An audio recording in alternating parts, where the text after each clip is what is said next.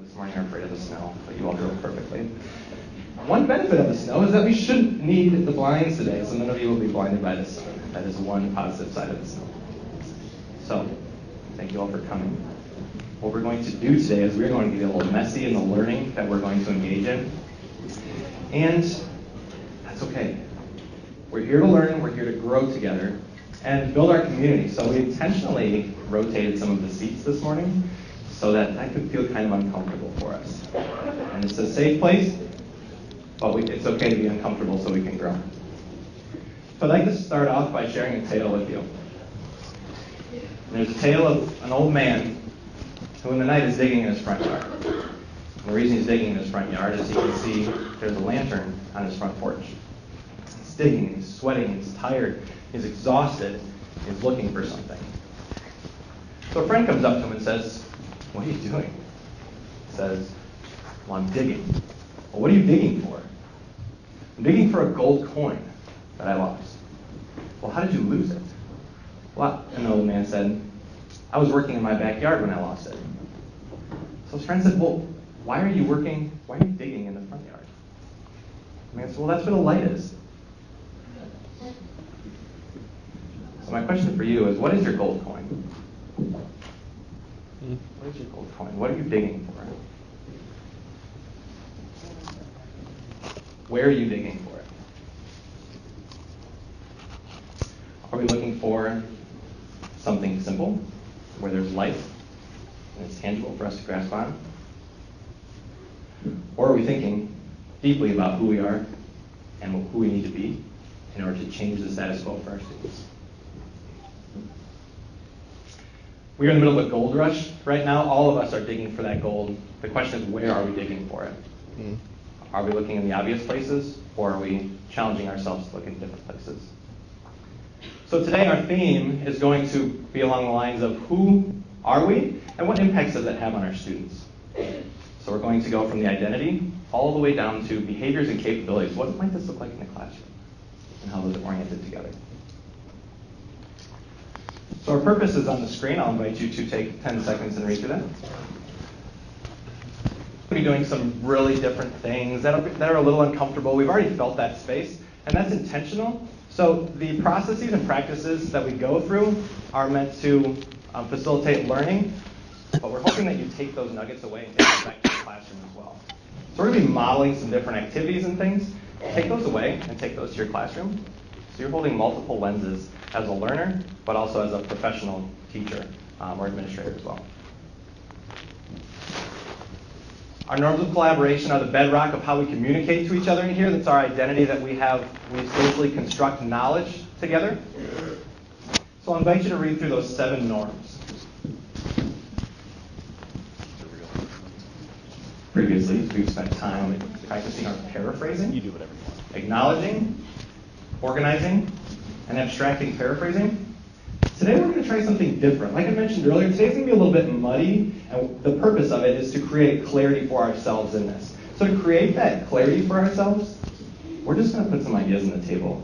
We might not know the right answer or the wrong answer, but we're willing to be vulnerable and put something on the table, in the center of our table, so that the group can interrogate it. We can probe, we can question, we can kick it around, kick that idea around.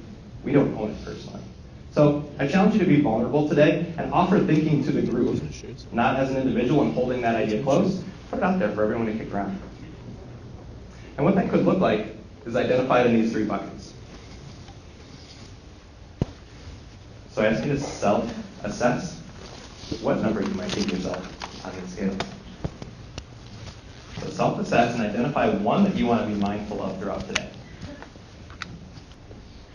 So we appreciate your intentionality and being mindful of putting ideas out there today and kicking those around. Because today's going to be a little bit muddy, but we're here to create clarity for ourselves and therefore for our students. So the agendas are posted on either side of the screen. One is located over here. And Rusty is by the side. Thank you, Rusty. Rusty, would you mind sharing the first item on the agenda? So we're going to have an opportunity to dive into previous learning. We will have a chance to resurface what we were talking about last session in session 2 and think about how that might have made an impact for us as individuals and us in our classroom. The second point on the agenda is equity versus equality. And if you might remember, the closing process last time we were together was to write some items on that chart paper that are standing out from our learning on day 2. Many of you wrote down equity and equality. That's standing out to you, so we're going to take some time today to unpack that further for ourselves. Next, we'll have a chance to interrogate and investigate our identity and continue that conversation that we've had over our first 2 sessions, building into session 3 today and continuing to go deeper in our identity as educators. The fourth item, our identities impact students' identities through our behaviors. So we're going to be looking at positioning and students' identities. Feedback is next. We'll have an opportunity this morning to collect feedback from our group around how you feel about the morning. What are the glows and the grows for us as a group for this morning session? And lastly, to close is educator agency. And what the focus of this is, we have an impact on our learners. So how are we choosing to lean into that discomfort of that space just outside of our comfort zone? So we're comfortable here. How are we pushing ourselves just on that cusp so that we can grow for our students?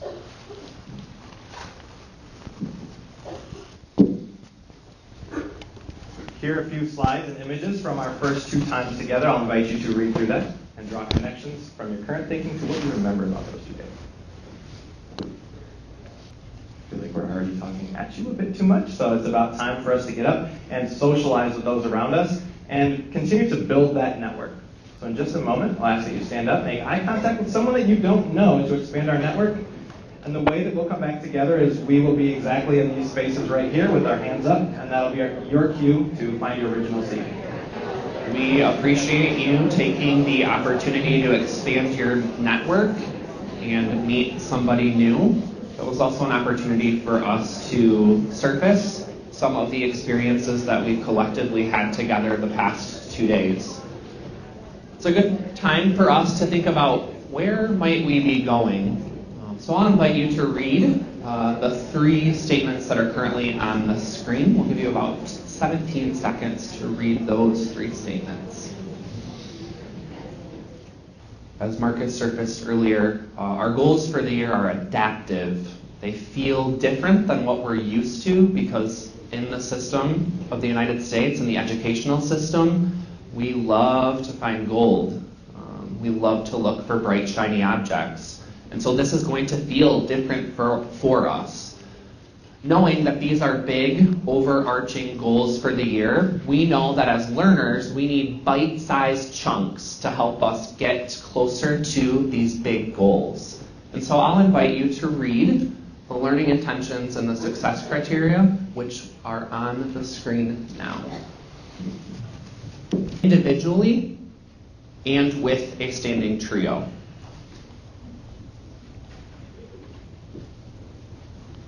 Knowing that there's lots of words on the screen and your eyes are already reading those words, I'll invite you to take 22 seconds to read the directions for the next bit of time together. So in your packet, we'll invite you to turn to the page that has the definitions of equity and equality. We'll invite you to individually read that page in your packet. While reading, we'll ask you to synthesize and identify a word or phrase. We will prompt you when we see that your pens are down. That'll be a sign to us that you're ready to move on to the next part. What questions might we have about this little bit of individual reading and reflecting? So in just a moment, we'll invite you to stand up and find a trio. Some people that you may not yet know. In that standing trio, we'll invite you to share your word or phrase and the significance that that word or phrase has to you. The last person in that trio to share will have the opportunity to offer an abstracting paraphrase using the sentence stem that's on the screen. You'll know that we're ready to move on as a group because you'll see me standing right back in this spot with my hand up. You want to stay in that standing trio. We're going to continue to dialogue and engage in collective understanding around this topic with another piece of an activity coming up next. Some of you may be wondering, why are we doing this? Two reasons. First, we know that teaching children is more than pedagogy. Diversity, equity, and inclusion is embedded into everything that we do.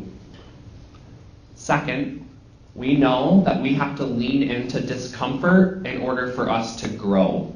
We ask our students to lean into discomfort every day, and so this is an opportunity for us to experience what we ask our students to do on a daily basis.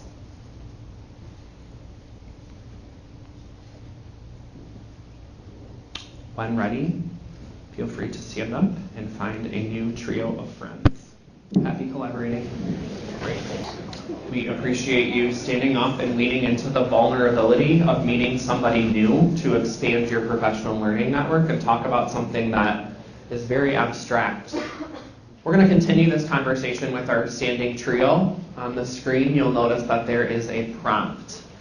We'll ask that you individually take some think time to read that question and think about how you might respond. In your standing trio, we'll ask you to round robin share your answer.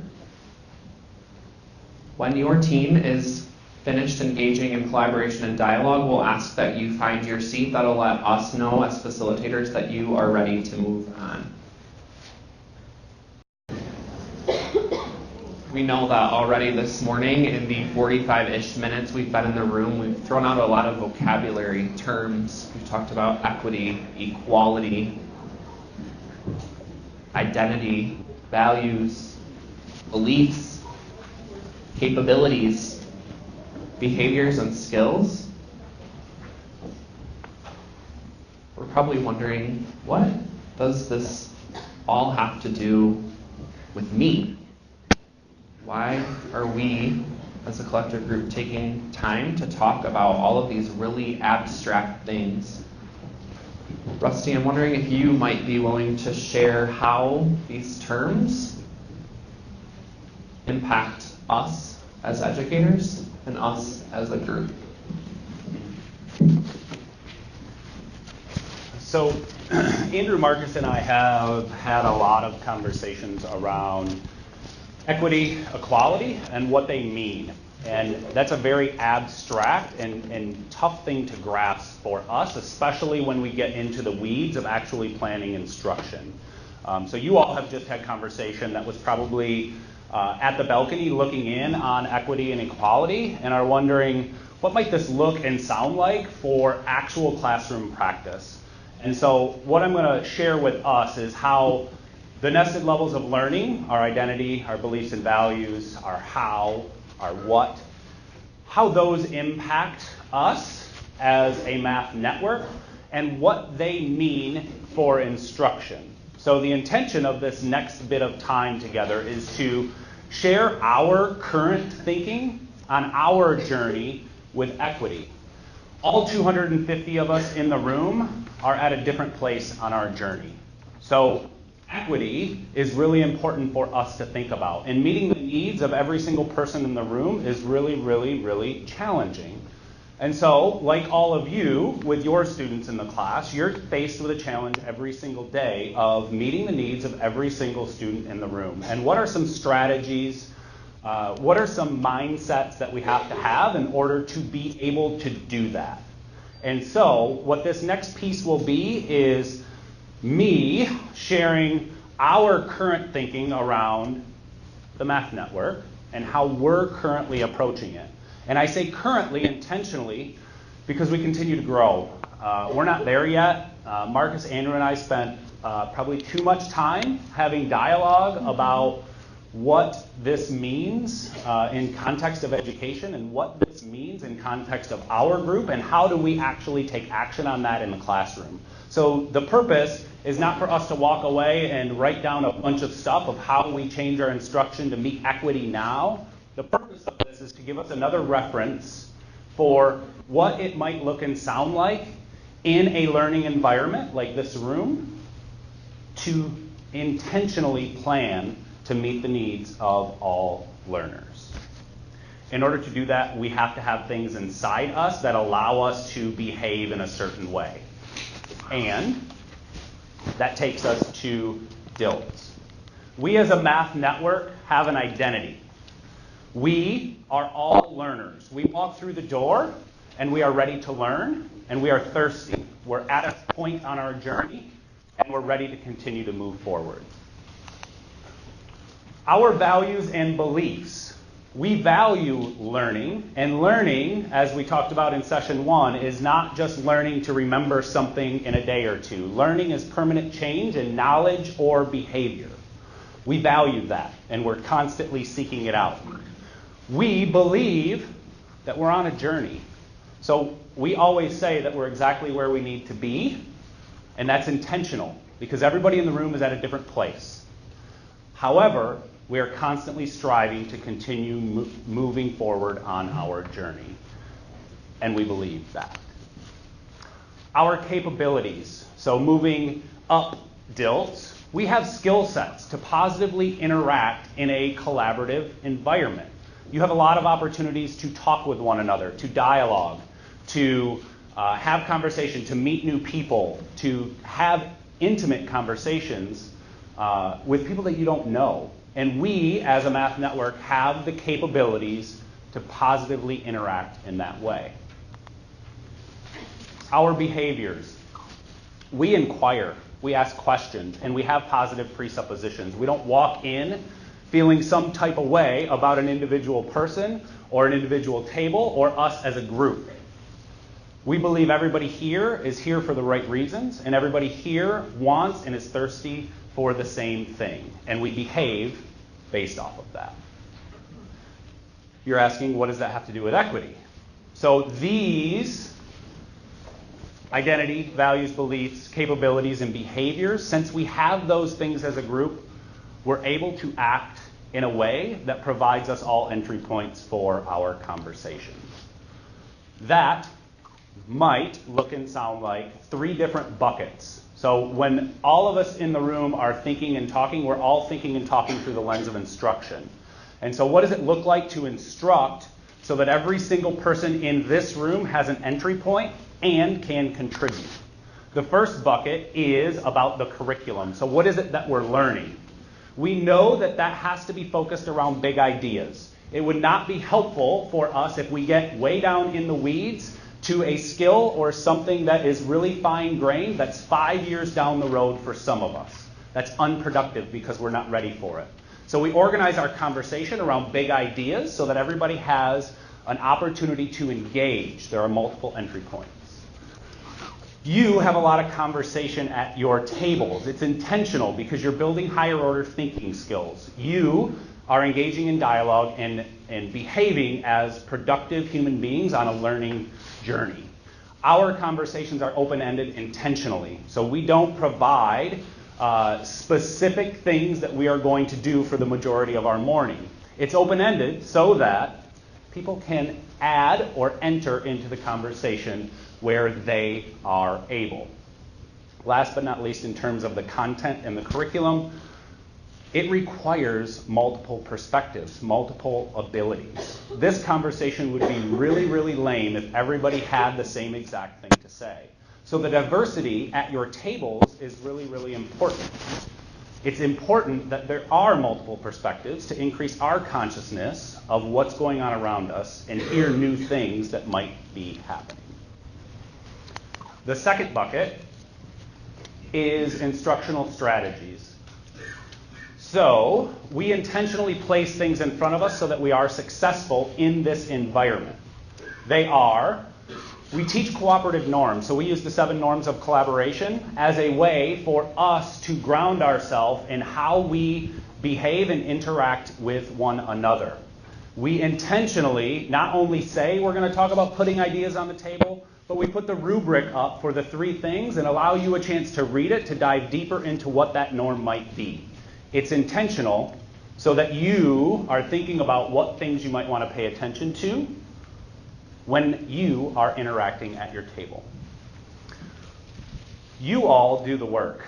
As you know, we do our best to set you up for success, and you enter the conversation where you're able, and that is monitored by you all.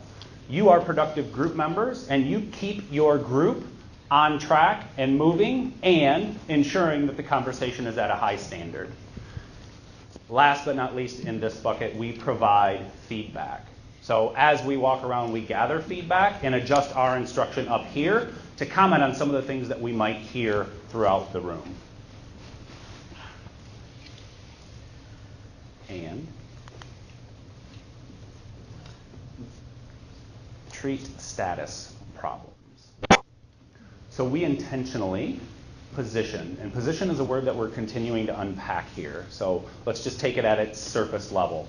We intentionally think about where we are as a group as a whole and where we are as individuals and position people as knowers and doers of this content. We believe everyone in the room has the capability to contribute something productive and can engage at their level in conversation. And last but not least is we try to build a mindset that everybody can contribute and to redefine what it means to be smart in this room. Every single person can offer something to a conversation, and that belief helps us as instructors feel comfortable when we turn you all loose to have conversation. Stepping out, because that's too many words, the intention is not that we are all at this place. The intention of this conversation is for us to have another reference structure at closer to the classroom level that might help us continue to wrap our mind around this concept of equity and what it looks and sounds like in our classroom. Intentionally, we're not adding equality in here. What we'll encourage, though, is just 30 seconds of internal thought about ways, potentially, that you might feel we in the Math Network have been treated with equality, fairness, based off that definition that we read earlier. Think internally, in what ways have I been treated fairly?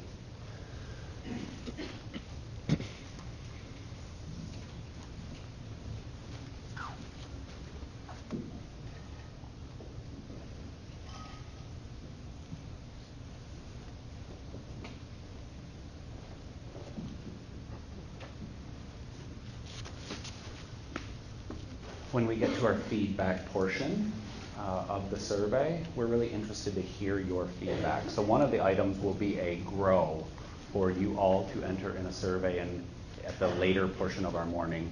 If you have things that come to mind about how you're treated with fairness or equality, we welcome those items there. Our goal is not to treat you fairly. It's to provide you what you need to be successful. And so your feedback could really help us plan instruction moving forward. We're going to transition now forward, and Andrew's going to lead us continuing into providing more reference structures for equality and equity.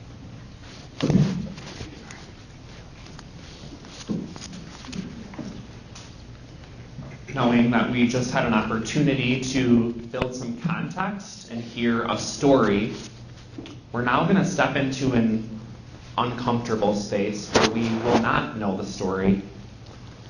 What we're going to ask you to do in just a moment is turn to page 5 in your packet.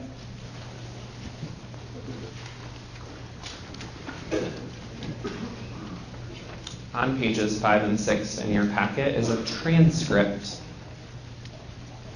It's a snippet of time from a classroom where a teacher and students were engaging in mathematics. We're going to invite you to read the transcript, reflect on the following questions on the screen. So as you're reading that transcript, where might equity, equality, identity, values and beliefs, behaviors be evident? We'll know that you're ready to move on to the next portion, to have some dialogue with your colleagues. Again, when your pens are down, that'll just be a sign to us that you're ready. You've had enough individual think time. What questions might we have about reading this transcript, looking through the lenses of Dilts, equality, and equity? Happy reflecting. As you're finishing up, some of you, again, are probably wondering, why are they doing this to us? What's the purpose of this? You'll notice that we were purposeful today on our agenda about putting a picture of glasses, and that's because our hope today is that we're broadening our perspective. We don't know the story behind this classroom. We don't know these students. We don't know this teacher. So we're making assumptions right now. We're assuming a lot, and we don't have full context. Just like when we interact with our students and our colleagues, we also have to make assumptions. I was at a training the other day, and they showed a video where a gentleman cut somebody off in the parking lot. He sped through and stole the other gentleman's parking spot. And so, like most people, the person who was cut off became very upset. He had Christmas shopping to do. So his emotions were anger, frustration. He shared a few choice words with the person who cut him off. The person who was driving that car stepped out, ran, and apologized. He was in a hurry because his wife was in the mall delivering their child. So the person who was cut off, his perspective changed. He was no longer angry, frustrated, upset that he lost that parking spot, because he had context to why that individual was behaving the way that he was. So we don't yet have context. We're making a lot of assumptions, and that's okay. We're going to gain context and clarity as we move throughout the morning. So in a moment, knowing we all have lots of thoughts going on in our mind, we're going to share our assumptions. The way that we'll do this is at our table group, we will round robin without crosstalk an assumption that we made when reading this transcript. This might sound like one assumption I made is blank because blank. The person who is wearing the brightest colored socks at your table group will have the opportunity to go first and dictate which way in the circle he or she may go. We appreciate you taking the opportunity to make some assumptions.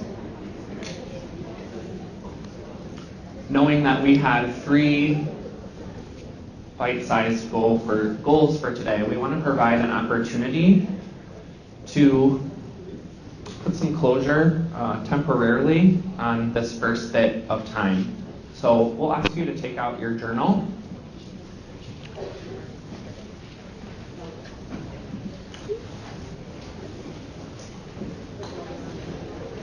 And in your journal, we'll invite you to respond to the prompt on the screen. Knowing that one of our goals for our time together this morning was to gain some context and understanding to what equity and equality might mean. So in your journal, if you could individually respond to the prompt on the screen. Thank you for taking time to do something that we as educators very rarely have the time to do, and that's reflect and write down our thoughts. When ready, feel free to share. How has this morning furthered your understanding of equity and equality? And what does that mean for you when you leave here today? How has your understanding of equity and equality furthered? And what does that mean for you when you leave here today? When ready, go ahead and engage in dialogue with somebody who's sitting close to you. You'll know we're ready to move on when Marcus is standing in our spot, holding his hand up. So as we transition forward, we're going to keep that idea and that theme of identity, equity, and equality, and we're still living in that muddy space, and that's okay. We're building further context and understanding collectively so that our students can have more equitable outcomes. So as we transition forward, I ask that you pause and reflect around the success criteria of our first two buckets today. So pause and reflect around the success criteria of your two buckets. And how we're going to do this is each person should have a note card in front of them, so please locate the note card in front of you.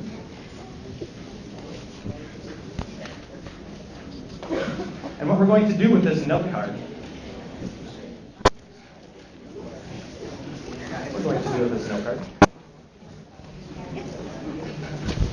we are going to read through the success criteria for our first two items. So we're going to read through the success criteria and self-assess, if I were to give myself a number, 0 to 5, of my understanding of these two things.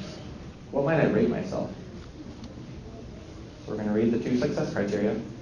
Self-assess, am I at a 0? I don't understand these words at all. Or am I at a 5? Yeah, I understand. I can see the connections to the classroom very clearly. What might you rate yourself as on this note card? After you identify a number for yourself, and give a short sentence or two. Why? Where are you at in your thinking? And the purpose of this is our formative assessment. We've been trying to read the nonverbals of the group so far, but we really need some more data around where we are in understanding of equity and equality, and this will inform our instruction moving forward. And secondly, we're going to take these items from our note cards, and we're going to ask that some of you speak your responses into the room in just a moment. Okay, so this is our formative assessment of where we are as a group. So I'll pause so you can identify a number 0 to 5 on your understanding of the success criteria, and write a sentence or two on why. Okay, we'll come back in 60, 90 seconds, somewhere in there, when I'm standing back in the space. We've had an opportunity to practice equity and equality both internally and at the abstract level, creating context for ourselves, and we've been exploring what it might look like in the classroom.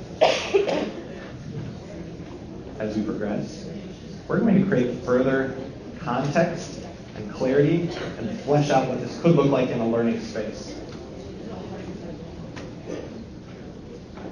So, our last learning intention for the day is around positioning. We talked briefly about positioning and saw a video from session number 2. And what we're going to do now is focus. We're going to focus on student-to-student positioning today. So student-to-student positioning today. So our learning intention, finally, is around student-to-student positioning. So you can see that there are several different forms of positioning in this space, and this establishes the theme of a student-centered classroom, creating equity for one another. What is that social fabric and social structure in our classroom that sets the norms of how we speak to each other? It's all based off of equality, equity, and positioning. So the process that we're going to go through to create further understanding around positioning is there is a short read in your agenda, and the directions in the process that we're going to go through are on the screen. I'll pause for you to read those, and then we can answer any questions or clarifications that you might need. So I'll pause for you to read through the process on the screen. So in just a moment, we're going to read through the items in our agenda around student-to-student positioning.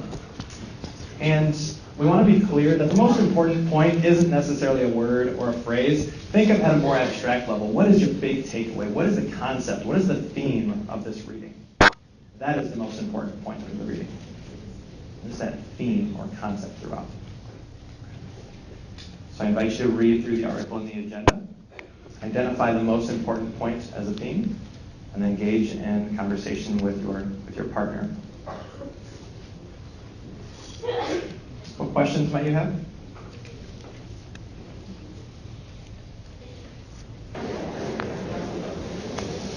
This is one practice where our identities can be manifest in the classroom. This is our tangible concept of positioning in the classroom. So in just a moment, we're going to move forward in the morning and create more context around this. But positioning is something that is very classroom and very relationship oriented. It's a social hierarchy. So I wonder if we might be able to pause for a second and allow you to think internally about what questions or responses or wonderings might we need to speak into the room to create a collective understanding around these items. So what's on the surface of your mind or your partner's mind? We'll just think internally for 10 to 15 seconds about what we might want to surface for the group. So let's go internal for 10 to 15 seconds. We might have a response for the group, or questions, or what's on the forefront of your thinking relative to positioning, knowing that we are at the surface level of our understanding of positioning at this point.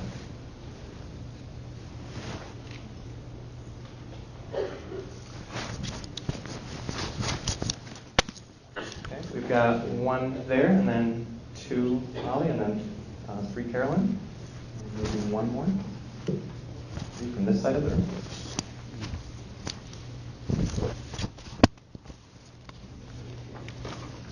Wondering.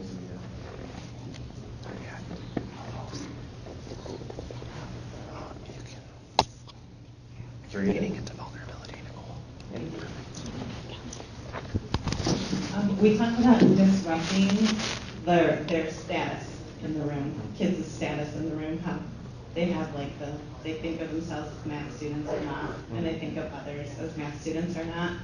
And we were wondering some more specific ways to do that while still honoring the kids who don't feel comfortable. Mm-hmm. Yeah. We value that interruption for those students that are most at risk and how we can position them as constructive contributors to our math environment. In just a moment, we'll see some examples of what that might look like in a classroom. And two. So we talked about the importance of the intentionality of setting up our students for the opportunities to show what they do know and being able to celebrate that. And it made Elizabeth and I both think about the importance of our intentionality with accountable talk. She had a wonderful story of a student that transferred that back to his home life and how he was so proud of how smart he was at problem solving with his family. So setting them up for success. Yeah, we believe in giving students opportunities to take their math knowledge and apply it and honor it for where they are in the process. That's our equitable practice. Instead of saying, we have to learn it this one way, we leave things open and allow students to access that. We believe in that. Okay. And three. Oh, sorry. I was like, where are you? We were talking about just students have years of negative experiences that maybe they're not successful math students and they believe they're not a successful math student, and other teachers have made them feel that way, parents have made them feel that way, their friends have made them feel that way. So by the time they've gone through a few years of school, especially as they're getting into middle school and high school, how do you change their perspective? Because even as a teacher, I could say the right things to them and all of my students every day, that you're all valuable, that you all have valuable contributions, that we're all capable of doing this work, but they don't believe that. So how do we counteract that? How do we try to repair years of damage? We are leaders in this space. We are leaders in math education. And it is our responsibility and it is our duty to interrupt that for students. We need to interject ourselves into the center of that. And not just tell students that they're doing fantastic things. How are we allowing them to see that they have worth for themselves and in this space as well? We have that responsibility to interrupt for the sake of our students.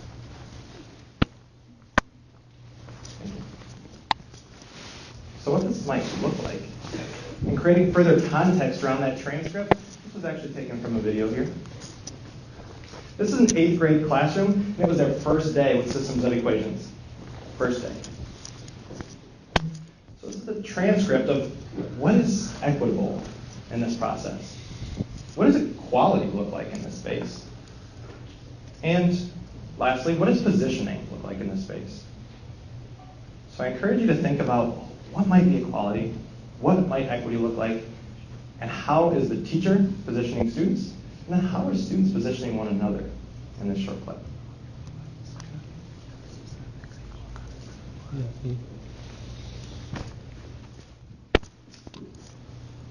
We chose this video clip so that we as a group could build collective understanding around these really abstract topics we've been discussing this morning. So the video we're showing is not an exemplar. That's not the reason we're showing it. The purpose for us showing this video is just to give all of us an entry point into the conversation and to think about how we might transfer these really lofty and abstract things back into our classrooms. This is our learning opportunity. We ask that you flip back to the transcript in your agenda, and we'll start the video in just a moment. Oh, there you go.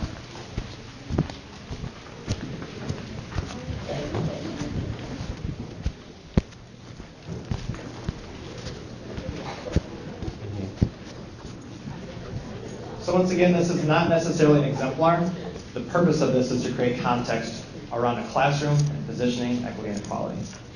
So the facilitator is easier to hear. Some of the students is a little bit more difficult, so make sure you're referencing the transcript to help you with that too. And know that you'll have time to process this individually when we're done.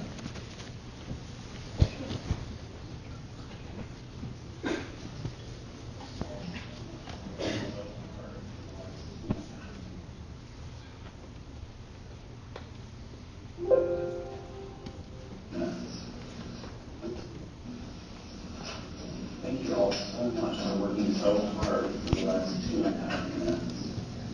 What we're going to do is allow everybody to say something about what they notice and about what they wonder. There's no right or wrong answer. It's important that we just say something.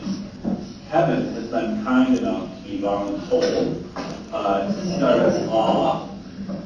So everybody's going to listen actively to what Kevin says, and then Alan, just know that you'll be going next, and we'll go around the table and allow everybody to say something. Remember, there's no right or wrong, it's just things that we notice and wonder. So go ahead, Kevin, and feel free to use the stem, I notice, blank, and I wonder.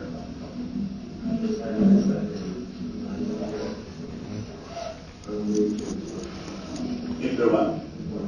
I noticed that there are 2 lines on the book, and I wonder if they're important. Thank you, Alan.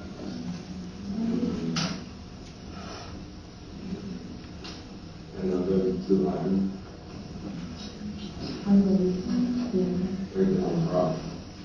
Great. Thank you, Alan. Deja?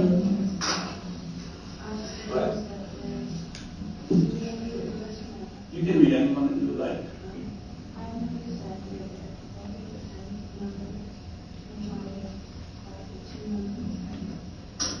So I noticed there are negative numbers, and wondering why there are 2 negative numbers. Thank you. Lucy?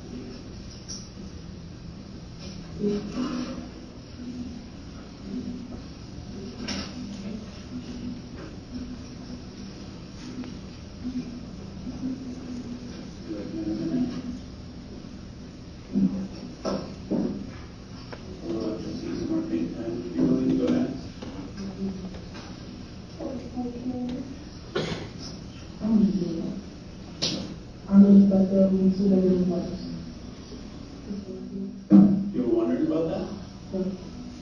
Thank you. Nice.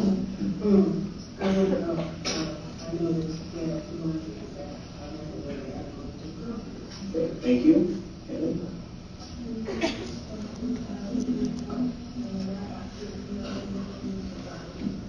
Notice it's an X and a Y axis, so on the right line. Thank you, Nigel.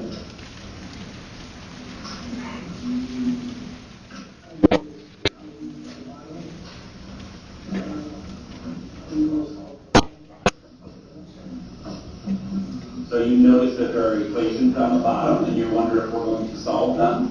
Great, thank you. And last but not least, Brian.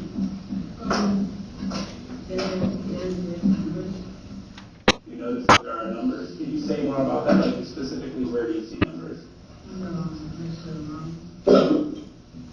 On the graph. Okay, you were wondering about those numbers? what they mean. Thank you. So we've had a chance to notice and wonder around the things that are on this paper.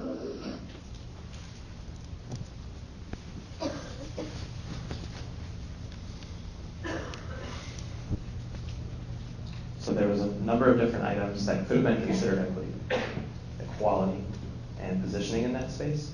To help us process our thoughts, we're going to open our journals and reflect around, I'm not really sure what might fall into those three buckets, but this is an opportunity for you to grapple and entertain those ideas in your mind and then get those ideas out on paper.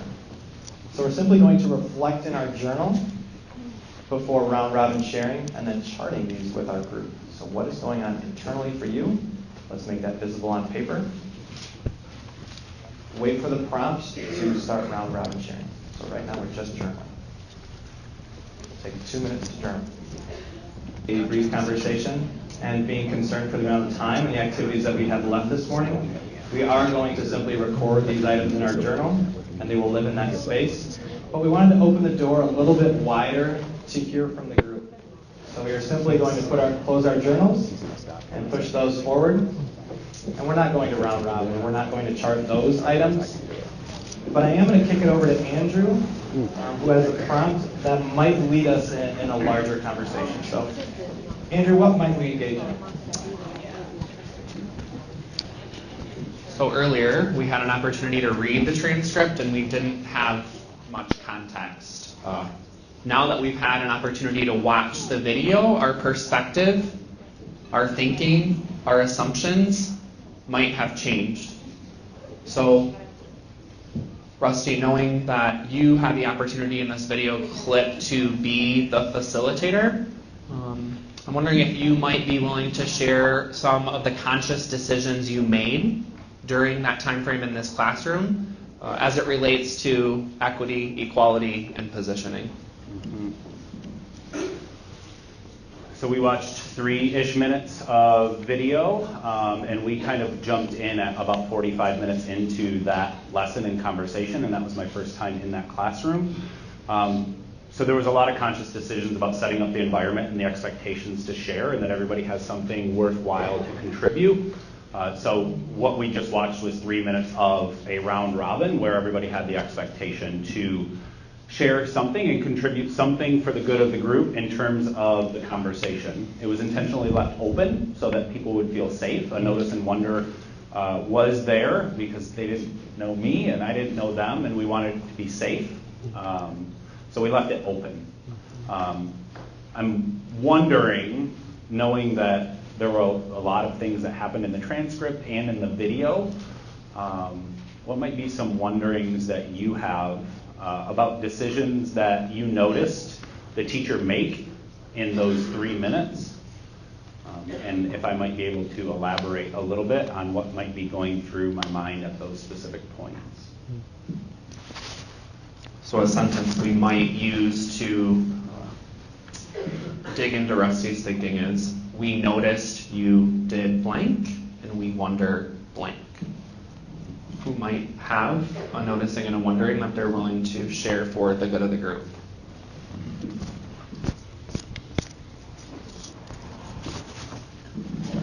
I noticed that you had great wait time with Josie.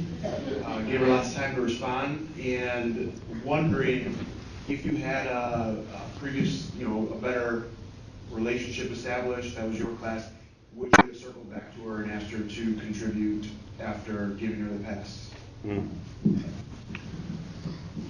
Oh, the complexities. That interaction was one that I grappled with in the moment and after for a long time. I wonder about the positioning that happened during that time. So yes, wait time was important, and that my goal in that moment was to position that student as someone who not only has something worthwhile to contribute for the group to hear, but also that they can contribute. And so the 58-ish seconds of wait time were there to see if we might be able to allow the student an entry point into the conversation. That was really intentional. The wondering that I have after that is, was it a positive positioning? Or was it positioning that positioned that student as someone who isn't able to, right? Like that's what I was grappling with in the moment. It was really, really challenging.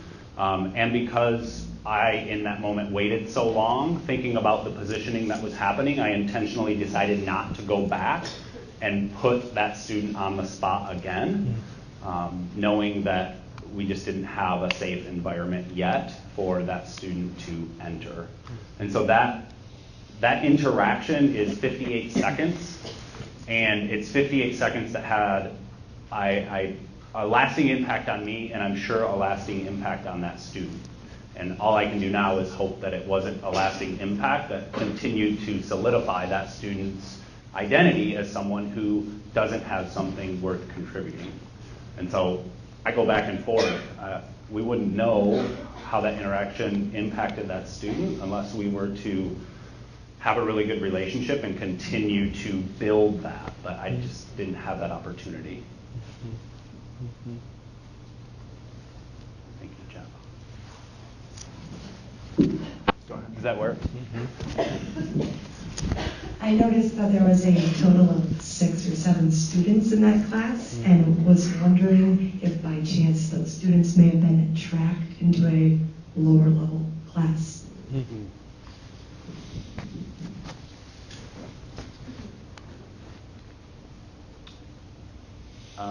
So it was a smaller class. The students in that class are students who are very capable of engaging in grade level mathematics. They do that, though, in a separate setting from Tier 1 classroom. Got one there, and then Mackenzie. Just maybe be loud. Yeah.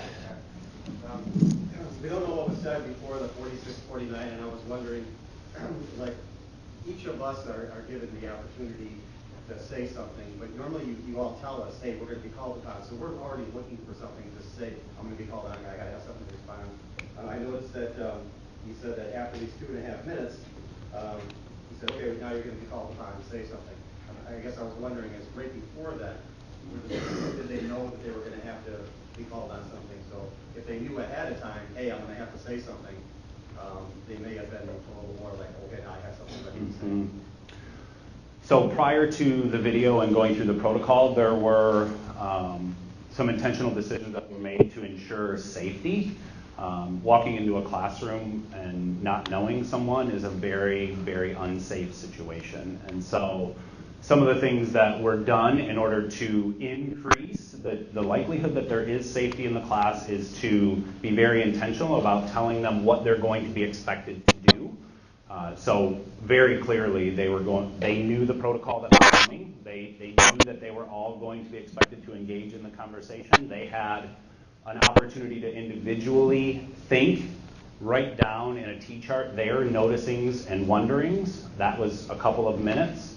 So it wasn't like they were put on the spot. They knew exactly what was coming. They knew exactly how we were going to engage. They knew very clearly the expectations of everybody contributing. So well prepared, though on my part, not well enough prepared and not safe enough, because the data that I have was we were 7/8 successful, and that's on me. I own that. And so I wonder what I could have done differently to structure that conversation in a different way. I think we have time for one more. Mackenzie had her hand up. I noticed you revoiced some student thinking and potentially elevating status through paraphrasing, and I was wondering what guided those decisions, if there was some intentionality behind when to paraphrase students and when not to. I noticed that as well. Toward the end, there were a couple that I didn't, and I wonder why. I don't know necessarily why. The intention in the beginning, I know, was it was hard to hear a couple of the students. They were speaking softly, which is fine. And so ensuring that I heard them correctly and ensuring that everybody in the room heard them and the words that they offered for the good of the group I chose to restate. And thinking of those three types of paraphrases, it was a revoice. So I just revoiced what they said. I didn't organize it or abstract it in any way. I took their words and cleaned them up just very little.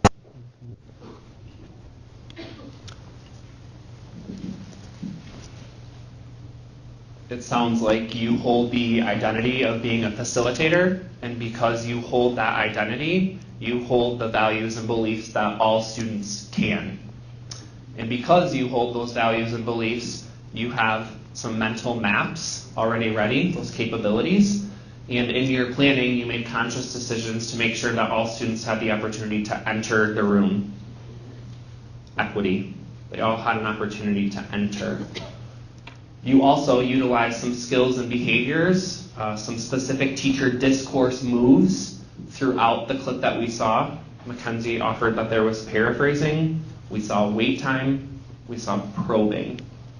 You were able to do those things because you hold that identity of being a facilitator. And I think adding on maybe one thing to paint with a highlighter is the moves were really intentional and purposeful, and the conscious or unconscious positioning, like we just read about from student to student, happens. And it happens every single second of every single day.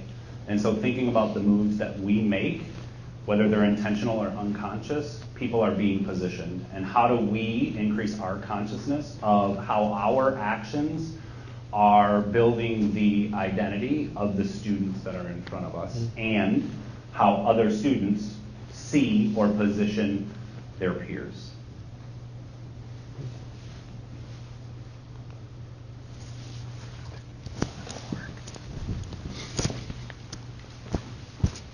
And it's clear that context and bringing it to classroom level is really, really important for us.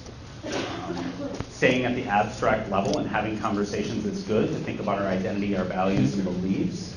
We also have to get down to the behaviors and what it might look and sound like at the classroom level. And so we hope to continue to bring those experiences to you. And hopefully next time maybe we'll have another opportunity to engage in video and hear from the group. Just reading where we were as a group from the facilitator standpoint, that felt meaningful to grapple with the things based on where we're currently at. So we'll be intentional about continuing that. Moving forward, we're going to switch up the feedback just a touch. And the purpose for us switching up the feedback a touch, there was some feedback in our survey that we fill out at the end of the day that said things like, it seems like forever ago since I was in the morning, and it might be nice for us to be able to fill out the morning portion at the end-ish of the morning. And so we're going to try that today and see how that feels for us. The way that we're going to engage in this is that everyone will find a device, a phone, a computer, your friend's phone, Andrew's phone. You will be able to access the survey. It's short through the bit.ly that's on the screen. Remember, bit.lys are case sensitive. We truly, truly value your feedback, and we plan intentionally every single morning based on what you say. So provide us the best feedback that you're able. And in about 3 minutes, we'll continue forward. We have a few other things that we will accomplish today to meet the outcomes that we have defined for us. So we invite you to the survey. We'll reflect quickly, and it will be exactly 10:45 and time for brunch. So, Google Classroom is something this afternoon that you all are comfortable accessing. Know that in Google Classroom we have our implementation guides. Today, you should have arrived with evidence in the implementation guide. So we have went through our first cycle of putting evidence in our implementation guide. This now is November 29. Evidence can be anything from a picture to a recording, a video, anything that you would wish. You have choice. It's open for purposefully, but that you have something there. A facilitator then will go in and provide you feedback via some coaching questions and some thoughts after you reflect. Know that after today, you will have another opportunity in between today and our next meeting, which is February 21, to repeat that cycle. So in between today and February 21, you'll be trying things from your afternoon sessions, capturing evidence, and placing that in your implementation guide. That will be our second cycle. In the implementation guide, it looks something like this. Know that you, after today, at the end of today, will complete an intention, what you're going to try in the classroom. You will then post evidence in it and reflect.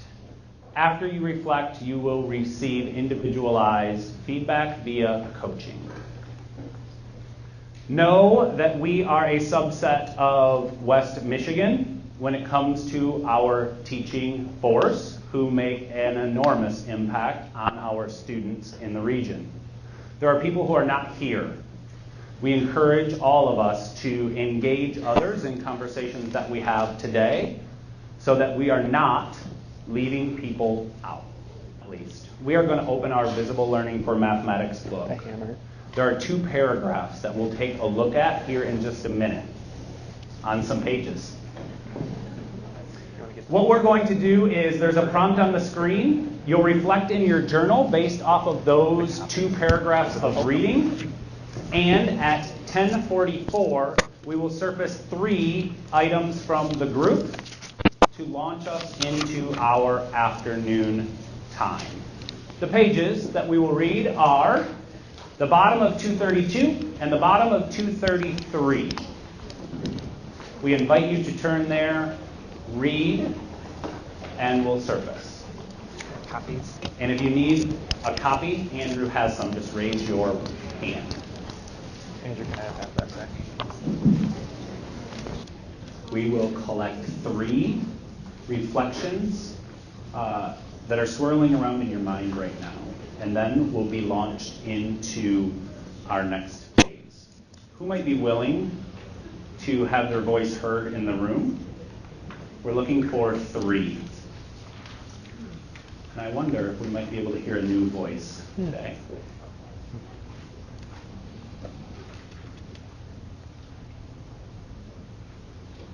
As evidenced in the video, I'm good with wait time.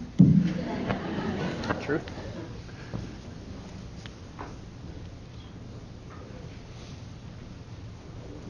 One of them. Todd is 1. Todd 1, Molly 2, and 3. Thank you.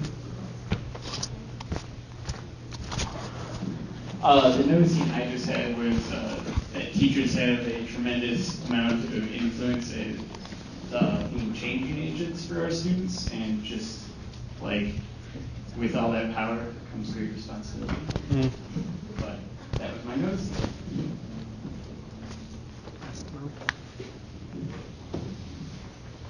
I've heard a lot of talking today, and I've heard some of my colleagues and even across the room someone said it today. As much as we're reflective about our teaching and being change agents for students, my wondering is really around how can I empower my students to be a really active role in that too. So I might encourage them to be willing to try and tell them that mistakes are okay and tell them all these things, but what can they start doing and what can they really do to believe that they have that access? And I know I'm going to continue to provide opportunities, but I feel like there's something more I can do, and I'm thinking of verbs. I want action to happen, so I might even just put it on them and say, what are we going to do? What are we going to do together? So. Mine was more related to what I can do within my school and my own classroom. So my statement I made was, need to be a vocal advocate for school and classroom changes that position students for success and equity. So I want to make sure that I'm speaking up for the kids who can't speak for themselves.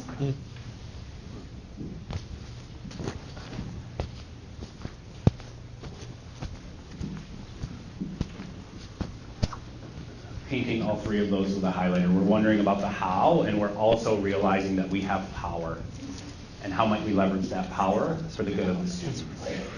use those 3 to launch us into brunch.